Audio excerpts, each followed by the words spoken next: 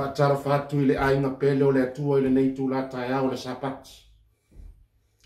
E iei le talitonunga sa auto maua se vai aso fia ma le manuia.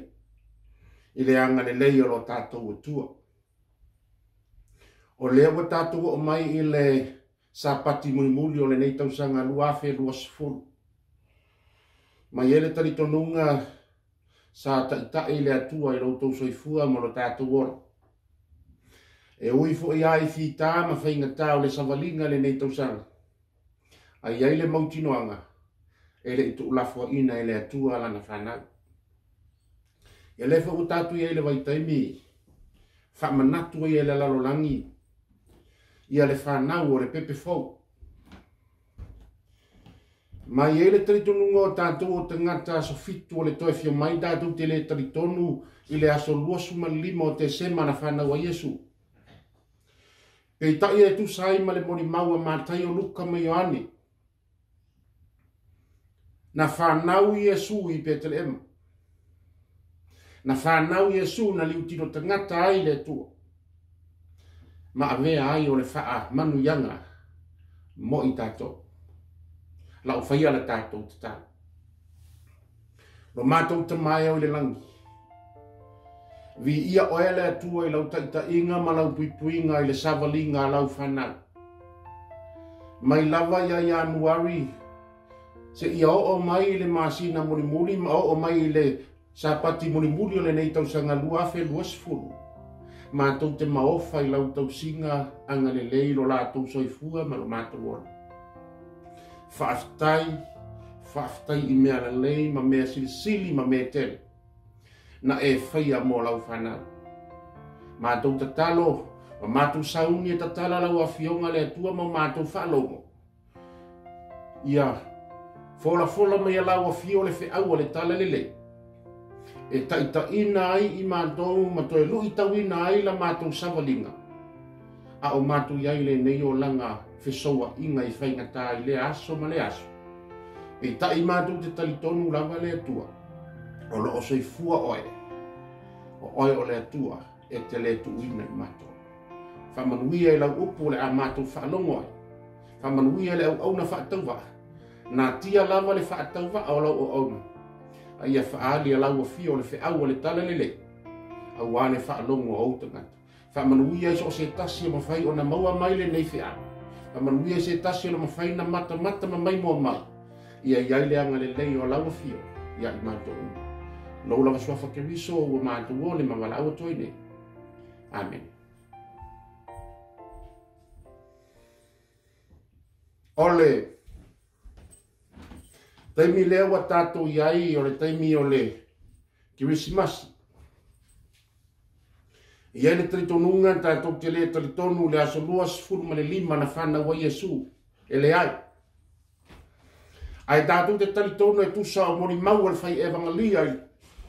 Ma te o luka ma Ioane le tuspaia. E moni na whanau Iesu. Na whanau i Betelema. Mo oe ma o le whanau le tua. Ma o te fia whaitauina le whaitau ma le tusia mātai o mua i lona whai upeluosu maltolu e whapea. Whauta e tō le taupou. Ma whanau mai le tamatani. La tuk te whai ngā whai a te ia o Emmanuel. O lona winga pe a whamatala ina. O ia te i tātou le tua. The virgin were conceived and gave birth to a son. And they will call him Emmanuel. Which means the Lord is with us. Ile moni maua mātaio. Ile mātaio mua whai upe rosu furma le tō. Sāwalo ia i Isaia. The perfecta Isaia. E tu sai mani moni maua Isaia fitu sumal wha. Na walo ia i Isaia wha matwa mtananga. Na walo ia i Isaia pe ona whaitauina. O le mea le tu ina mai ai ele ali i lava le whailonga i au tau whauta. E tō le taupou. E whanau mai ai se tamatani. Na te whaingoa whai a te ia o Emmanuel. e tu sai ma le mori maua mātaio. Ina o whaali le angelu ia Maria ma ve mai. O le ato oe. O lau tō fo e pi o na whaia ia Iosefa. O le tō Maria e mai le nganga pa ia. E whanau mai le tama e te whai ngoa ia Yesu. A wai whaola ia alo na nuu a ia la tō ngasana. Ma fuanga leo le mori maua luka e lua. O le taimi lea a whaile tusi ngai ngoa i Petelema. Na nga ia tuai. A o le taimi tonu lea na filifili e lea tua. Fia se lau tau sanga mai le whenga tuai a Isaia. Na valo ia ai a Isaia. Le whanau mai o le Mesia. Whai mai whanau te langa Isaia. E te whae ngoa whai a te ia o Emmanuel. O te fia tau talama o fia whaautuina le whiau i le nei sapati. O le taua o le ingoa Emmanuel. Ua ia te i tātou le atua. O lona winga. O le Emmanuel o le upu e peru. Ai whaftai i le atua sa o lo o moni maua le tuspa ia o lo o whaliliwina mo le mana malama o tātou tangata. O le atua o ia te i tātou. Ma fuanga le nā. O le moni maua Ioane mo mua whai upu mo mua. Sai le amatanga le lokou. Sai le atua le lokou. O le atua fo'i o le lokou. Ai o mai le Ioane mo mua whai upa sfuman wha. Ua liu tino tangata le lokou. Ua liu tino tangata le upu. O le atua fo'i o le upu. Ma fuanga le nā o le moni mau al tusia manteio. Whai mai rong nana tu. E te whai ngoa whai a te ia o Emmanuel. O lona winga o ia te i tātou le atua. O le winga o le ngoa Emmanuel. E le ngata o ia te i tātou le alo. O ia te i tātou le atua. Not only we have the Son, but we have the Lord, our God.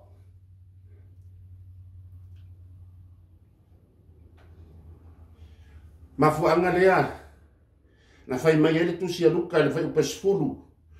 O na whai mai le angelu ia te ilatou, a watu te matata. O te au maia ia te o tau le tala le leie oli ai no uma. O le tala le leie oli ai no uma. E whai upasubatasi, a wā o le aso nei o whana o le ai o tā vitalo o tau whaola. O le ali ia o keriso. Leiti loa a vivi le au angelu ma wha peifo. O sana i mea au pito lunga. Ma le manuia i le larolangi. O le finangalo alofa o le atua i tangata. Le alofa le o le atua. Na liu tino tangata ai. O lona winga. O le tahua le upu le Emmanuel. The Lord is with us. Wa ia te i tātou le atua. O lona winga. E whamatala mai ia e le upu Emmanuel. You are not alone.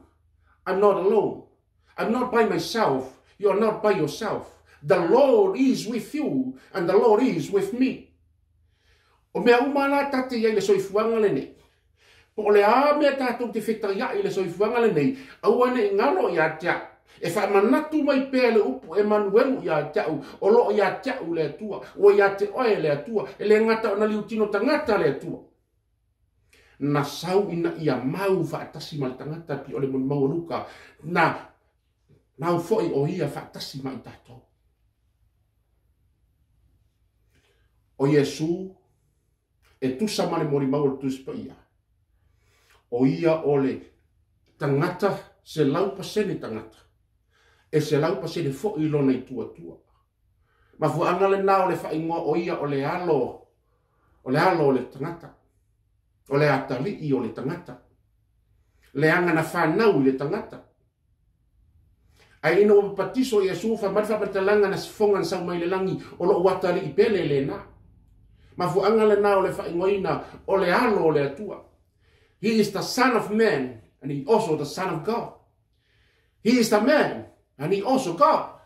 Mena le mon mawaile upu Emmanuelu o ya te i tātou le atua ile ngata o ya te i tātou le tangata wani utino tangata a wat ya te i tātou le atua wa fio mai le atua ile tu tangata ina ia maua o tātou tangata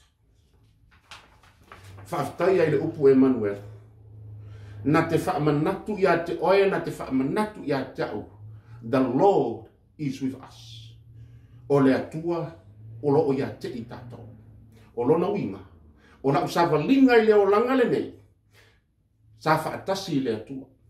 Leiti loa amanuia le savalinga mai a Januari, Februari, Mati, Apelila, Mei, Juni, Ulai, Akusi, September, October, November. Se ia o mai le sapati muri o te sema. Le anga na iai le atua mai tātou.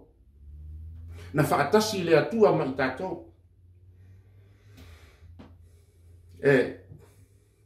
Taua ia o lo tātou mana tu natu i le ngoa, Emmanuel.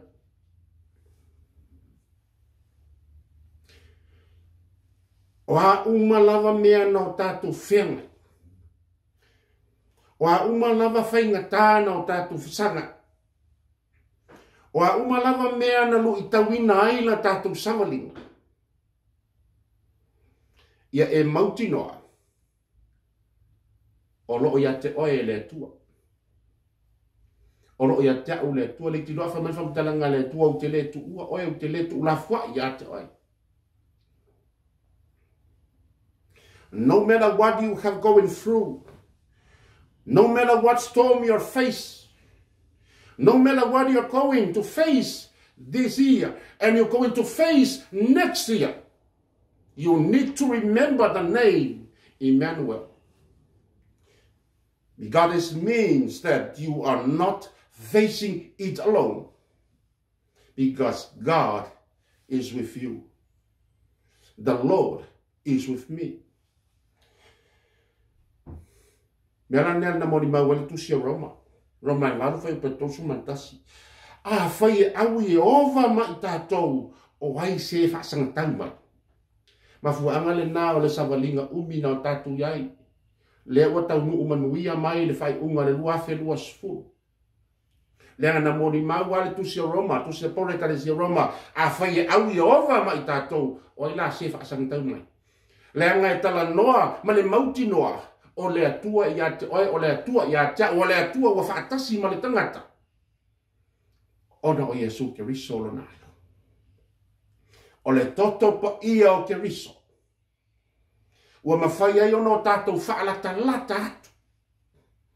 Ilo tātou atua sao tātou wa lava mau. A whai au i ova mai tātou. If God is with us, who can be against us? Tene se tolo sumarfitu. Olo o iai le whamatalanga ia Iosefa. Iosefa na anga le anga ina e ona uso. Nei ua ina whaatau Iosefa maanga i atu i ai kupito. Na alua Iosefa e leise a inga. E leise uso e leise tuofine. E leise uo e whaatasi maia na alua na o ia o le polonga. Alu inu ese. Ai tau te loa le matango fia o le mori maua le kenese tolu suma le iwa fai upo e lua o te whaita wina e whapenei. Sa iai e ova ia Iosefa o le tangata manuia lava ia. Sa iai e ova ia Iosefa o le tangata manuia lava ia.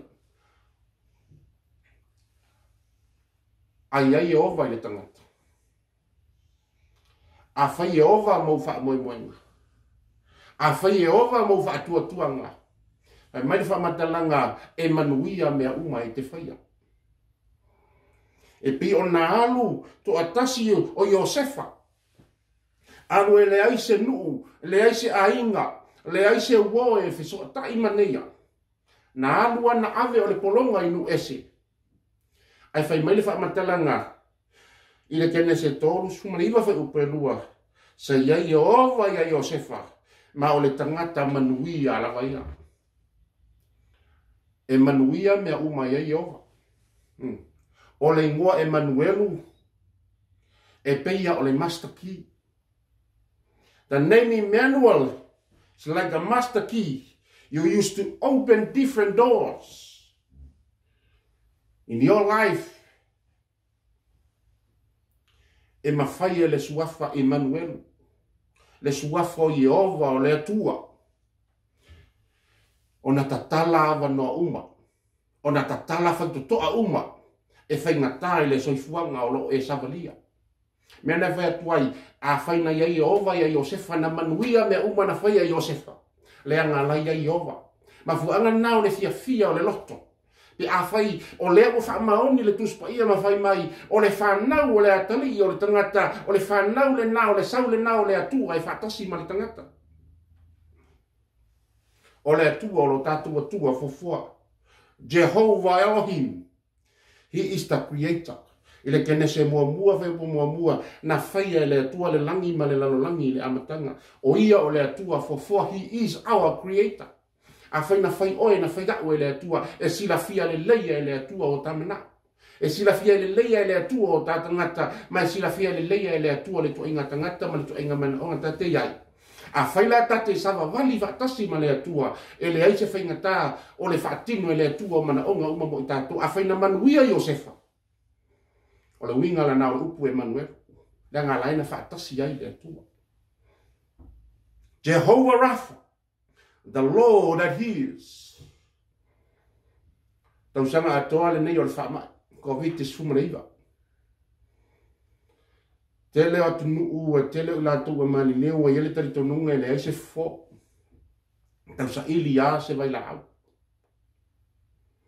Peita e manuia la usavalinga e manuia la usavalinga. Le anga lea tate tari tonu a iai le atua ia te itato o ia o le atua fofoa o ia o le atua whaigavenga. Le ia o le atua whaamalolo Jehovah Rapha. Le atua whaamalolo. Le Jeremia toris fulfa upe tosu malfitu te fia whaitawina e whapea. A wau te whaamalolo ina oi. O te fofo ina o manua. O lo o feta la ima ia Iova. O te fia whaitawina. Le Jeremia toris fulfa upe tosu malfitu. A wau te whaamalolo ina oi. O te fofo ina o manua. O lo o feta la ima ia Iova. O le atua o le formai o formai. O le atua na te whaamalolo. Whai mai na te whaamalolo ina. Le tiro amoni maule salamo i salau mali toru whai upe toru. O le whaamalolo ina o mai ahato uma. O le atua whai wānenga. O le atua whaamalolo. E ai mai e le ai amasofo i le lalolangi le nei. Ai le ai se mai. Whamitalanga tu se tā vita. O ia na te whaamalolo ina o mai uma. All sickness. Pele maua se fofo le lalolangi le nei, e mawhaia e le atua o na whaamalolo. Mafuanga nao lo fia le ingoa lea, Emmanuel. A oina e whetaya i mamai o le tino, na e manatua lea. The Lord is with you. The Lord is with me. O lo ia te oe le atua, o lo ia tau le atua, na te whaamalolo ia te oe. Na te whaamalolo ia tau. Jehovah Jireh, o le atua, o ia, the Lord will provide. Filipe whawhai pasuma leiva, a o loo atua, e wha atoa e ia te outou o mea uma e matitiva hei. E tusama le whaulai o lona vi inga ia Yesu Keriso. Tele o taimi tātou te whaapea atua i o tātou e matitiva. Masani au na ufa nga ina lupu leo te ita i ala upu leo. Te ita i ala ufa alomo le tangata e whai mai e o mako makikiva a waka makiva. Leanga e whai mai whamatalanga tuspa i a mori mau al tuspa i a ele mativa le atua. A lea fo i a mori mau mai tusa Filipi e whawai pasumani iwa. A o loo atua e wha atoa e ia i a te outou o mea uma e matitiva ai. O lona winga o mea uma i te le mau e wha atoa e le atua. O mea uma leo o iailu malosi a watu e le atua. O mea uma i te mana o iai a watu e le atua. Leanga o rai i a te oe le atua pe a whai te talitonu malo mautinoa. O loo i a te oe le atua. O loo i a tau le atua. If God is with us, Pia whamantalanga tūro ma, o haila se whaasanga tau me tia, pe a whai o ia tia o le tua. Au i ova mai tātou, a whai mana manuia ai au Iosefa. A manuia ai mea umana whai a Iosefa. O le an mea la alaina le manuia pe a whai tate tali tonu molo tātou wha maoni, o lo o ia te i tātou le tua. Jehovah Ra,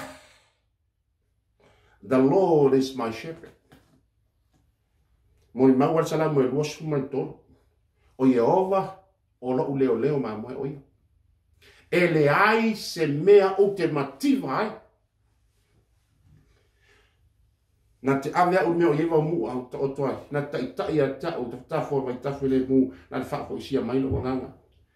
Na te ta itai a ta o le alo le ami o tonu ona o lona suafa. E ui lava ina o sa vali le vanu o le ata o le oti. O te le fefe ai se mea leanga. A wa o oe ta te whaatasima. Manino ale moni maua ta vita le salama lusu man tolu fai mai Jehova o te loa o oe e te whaatasima. An mafu angale au te le popole ai mea fai ngata o le soifu angale nei le anga e te iai whaatasima. O oe o lo leo leo ma moe. Jehovah Ra. O le atua. Na tusi e le tangata o John Lennon. Le pese lea e masani e ia le to atele na whaonongo ai e whaingoina, pese whapretania whaingoina o le imagine. A mai e upu mua mua pese al tangata lea. Imagine there is no heaven. A fita whare mafo fau, tu uilo mafo fau, pe a whaapea e le ese nangi. Ai mawhaina o whaapea atu. Imagine if there is no Emmanuel. Whamata o le alo mawhau pe ana whaapea ni e le aise ke riso. E le whanau mai le Mesia. E le whanau mai le atua. O le ale to ai ngā soifuanga o lo taola ai. Tā lofa ia tau. E te loa le moni mau le tusi a mata o le tusi po ia. Na fili ai e le atua Israel o lona nu. Na fili e le atua o na tangata. Le Israel e whaimo na nu e whaimo na tangata. Na te tau aveina le suafa o le atua, le te tau aveina le ato la au le tula fono o le atua. Ai tā lofa la i nei nu ese. Le anga na tā ua i la tau o nu ese o tangata o nu ese. La tau te le la vei o tonu o le tula fono le ola ai tangata o Israel. O lona winga. Ana le ai le afio mai o le pepe fo. O le ata te ola o tā ua o tangata ese. O le ata te ola i tua ifo o pā o Israelu. E le tā ua i tā tau le whaola tanga. Ai whaafetai le atua. Na saua le atua, le anga wa manatu ia te oe manatu mai ia ta. Le kalatia tolu fe upulu se malva mai wale o to iai fo i se iutaia po se eleni. Ele o iai se polonga po le saoloto. Ele o iai se tane po se wafine a watasi o to uma ia ke riso Yesu. Mafua anga na o le Emmanuelu. O le afio mai o le keriso. O le afio mai o le atua. E ave ese le mea lea na tau fio fia ai i tātou na whaia i tātou matangata o nu ese. Hai maila ia, le aila wale ko iai se iukai. Wale ko iai se elengi. Wale ko iai la se polonga. A watasi o tau uma ia keriso. O le toto lea. O le toto le keriso. Le pepe lea na whanau Yerusalema. Le pepe lea na whanau mole tongi o leina. Le tiloa a whai mai le au le angelu. I au leo ma moe le pōna lātou. Whaali ai le ei. Leo ma moe. O le aso. E au mai ai a te outou le tala le lei. E fia aino uma. E oli aino uma. Le ana bingo le upe oli aino uma. Le ana oli ana o Israelu. A lea ua tala le avanoa oli aino uma. All nations. Oli no uma leanga o le whaolatanga e mole lalolangi atoa. O le whaolatanga e lena o Israelu o le whaolatanga mo i tātou uma. So o se tasi, po le ale lanu e te iai. Po le ale lanu e iai le la tunu ma nu ese o lalangi o le wha o la tanga lava le nā mo i tātou e tasi. O le alo, o le atua, soifua. Fai upa losu mariva fai mai, kaltia tor, fai upa losu mariva. A fai fo e o ke riso outou e moni, o le whanau outou a pera amo, o suli fo e tusa o le mea na fola ina.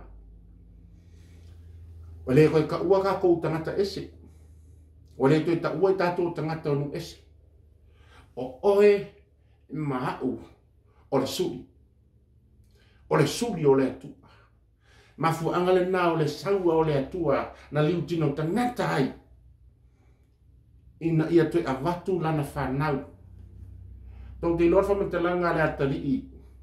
Le hui wha mau oai nau toi fo i mai. Wha mai lou ta mai. Aua le toi ta ua hau o so atali i. Aia ta ua o se tasi o hau o ona. Aina whai mai ale ta maa. Au auna, au mai se mama, au mai se ofu, au mai se evai. Fasi ma se manu peti. Tātou fia au wā o loo wata li i lene. Tuki loo au tau whapena umale fitinga Yesu. Tātou te o mai o tātou o tangata ngasala. Tātou te o atu lalo le toto ke riso o tātou o tangata o nu ese e whamaile to le ai. E leo toi tangata ese o tau. I le toto ke riso.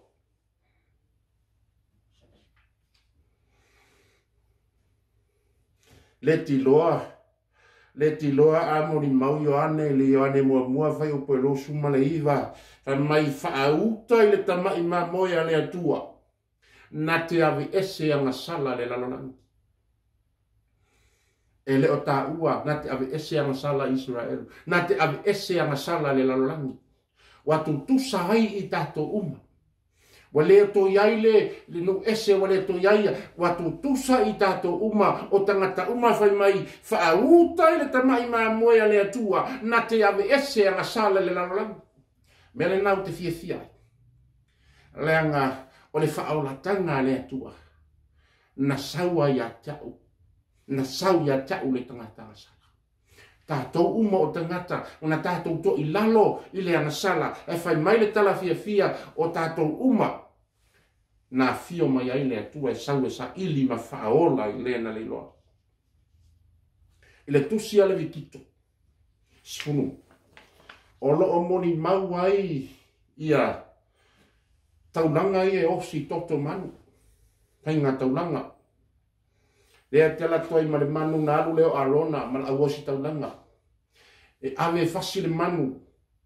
O na avatu leo le toto ua sau ai le ia pui o le ia pui e vaa ai le mea sisili o na pa ia ma le mea pa ia. Fai mai le wha matalanga atungo o le ia lea e sau le toto i aso uma. Le toto lea wha mangalo ai anga sala tangata e sau ai le ia lea. Ai tau te loai na ua maliu ke riso i lungo o le satau. Na moli mau ai mātai o le mātai ai lua sumar fitu fai upe 5 ma 5 sumar tasi o te fia fai tawina. Fai upe 5 e whapea. Ua toi alanga Yesu male leo tele. O na tu ina atu ai lea e ia olo na nganga. Fai upe 5 sumar tasi fa auta. Ua sae lua ina le ia pui o le manumanu. Ua amata i foi lunga. Ua oi lalo. Ua lulu ina fai le ele. Ua mava e vai e foi papa. O le taimi a na alanga Yesu ua tola na manawa i lunga o le sataro. Fa mai fa matalanga mon mau e nai ai. Na sae lua ina ai le ia pui o le manu. Ai sa sae mai lunga i alu. Lalo e le iloa po oina sa sae mai le langi. O le winga le na. O le whaamuta ina o taulanga e whaitoto manu le anga o lewa maliu le atali o le tangata. Lewa sau le atua e sa ili ma whaola i le na le loa. Pai mali whamutalanga e sili na matautia. O na sae lua ina le o le ie pui mai lunga e o ilano. O ina tonu le iai le tulafono. Le anga o i o whai ngā taulanga ia o tulafono ia mosi na whai osi ngā taulanga ia so ia. Na whai ai le osi ngā taulanga o le whaamangaloina o angsala. e te alatu ai malau manu. Sau fa mangalo i nai lau amsala. Ai na wa maliu le va moya le tua. E mai na sai waina le ole i le saia estangata. Na sa sai mai le langi. Le anga wo o le taimi. E le toia ngā ai le totomanu. Tu la fono le nā. Le ana wha mawina i lunga le sa tauro ke riso. E le to e whaia ai ni sauninga ia. E le to e pē ai se mamoe. Le anga umaliu le alo le tua. Mene nei tau ai le upula le Emmanuel. Le anga wea te i tātou le tua. Le pere sifuru whai pese furu. Le nei le ausoe. Ua tātou sa o loto e ulu atu i le mea sili o na paia. O na o le toto i e su ke riso. Na o le whaitaulanga na ulu ai. E sa na ulu ai sesi na o le whaitaulanga wa umo na whitwhilia. Ai whai mai. Whamatalanga tusia e peru. O le nei. Le au soe. Wa tātou sa o loto tātou te ulu atu i le mea sili o na paia. O na o le toto o le tamai mamoe. Mea nā ua. O le toto leo te riso. Ua tātou o sao ai ai le tamā. O le toto leo te riso. Lea na sao ai ai le atua. Tātou whaatasi ma le atua. Lea nga sa vai tātou si vanga nā le whaitaulanga e adu e whaimo tātou sui. Pei tai le toto te riso. Ua le toe whaunga ina le whaitaulanga na te momoli oi le atua. Le toto ke riso na te momoli oi le atua. Emmanuel. Ua ia te i tātou le atua. Tā ua ia o le ngoa Emmanuel. E tasi aro whaitau le upu Emmanuel. O lona winga wea te i tātou le atua. O lona winga la. E le na oe le na wa. Lai e ma le atua. Whai mai whamadalanga. Na manuia fo i Josefa. O na na iai le atua. E manuia mea uma e iai le atua. A whaila e mori mau le pupu Emmanuelu. O lo ia te i tātou le atua. O lo ia oe le atua. O lo ia te au le atua. Ai se ala mea tāte toi popole ai. Ai se ala mea tātou te toi popole ai mai o le olanga. Ai se ala mea tātou te toi popole ai le oti lera na manu malo ke riso le oti. Na manu malo Yesu. O ia o le fomai o fomai. Le atua whaiva venga na ia whakopula i tau aso nei whasavavali bipili. Na o ai le tu nga mauna ia whaatu. Ma fuanga na nao le toi whewhe le oti. Le anga wo au iloa. E iai le na te toi whaatu ina. Whaftai le tua. Emmanuel. Le ane mea tupu i lau savalinga. O a whae angi mai. O a maunga u te ae ai. O a vanu u te ae ai. E le whesiringia. O loo iai le atua mai tato. O a tātou te toi popole ai se me tasi o le soifuanga. E a tātou whaatua tua mani mautinoa. O lo ia te tātou le tua. The Lord will fight for us. O le atua e tau mo i tātou. O le atua na te au maia. O a mea uma tātou te matitiva ai. Ia e mana tua le upu Emmanuelu. Laia oe le atua. O le ia teau le atua. Whamaifa pitalanga. Na te wha atoa fo i mea uma tātou te matitiva ai. Whamaitalanga duspa ia. Ia auto wole atu. O na fua ina mai lea ia te auto. Taua o le tau iai. Taua o lo mauti noa na e whai atu iai le atua o te loa le te i. O oe o lo wha amoe moe. O oe te wha malolo ina o mai. O oe te au mai amana o ngā waso whai so o lo mātou aina. O oe te tai. O oe te au mai a le file mu. The Lord of Peace. O oe o le leo mā moe le nei. Mātou te le te popole i le savalinga o le soifuanga. Aua o lo e tausi i mātou e leo le wina i mātou. Manatua. Po o a mea umai te lo whesa nga i le soifuanga. Pe whai ngō fie pe whai ngata. Aua ne i ngalo i a te oe. Le ngoa Emmanuel. Ua i a te i tātou le tua. The Lord is with us. Whamanuia tele le atua i lau savalinga whai ua le nei tausanga. Lau savalinga a mata o le nā tausanga. Aua ne i ngalo i a te oe. Le atua o ia te oe, o le atua o ia te au. Le ingoa Emmanuel.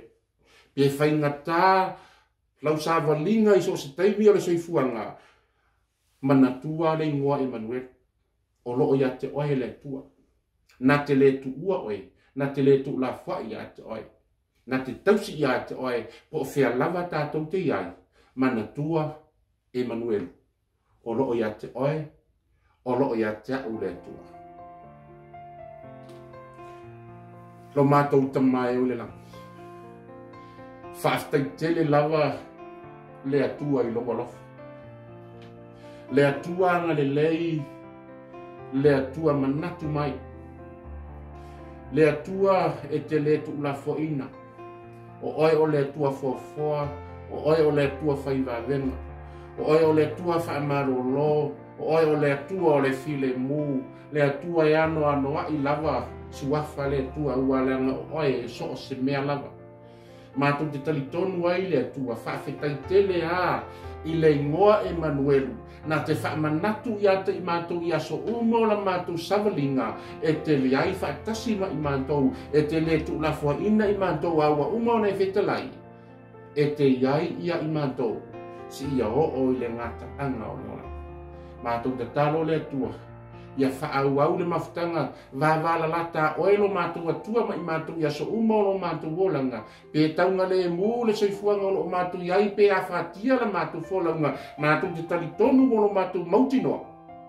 O lo e iai whaatasi ma i mātou, ma o oe o lo mātou whaamoemoenga, mātou te manu ai, mātou te surufai ai, mātou te maro lo ai, vi ia oe le atua. Whaafetai tele i lau a fionga, whaafetai ia Iesu ke wiso, le toto le ana malingi le sa tauro, ua mawhai ai, o no tātou whaatasi. Mawhai ai, o no mātou sao loto e o atu i ate ohe. Lo mātou atua, lo mātou te maa, lo mātou tupu e whawawau. Vi ia o Iesu, lo suafa ua mātou o le mawara au atu ai. Amen.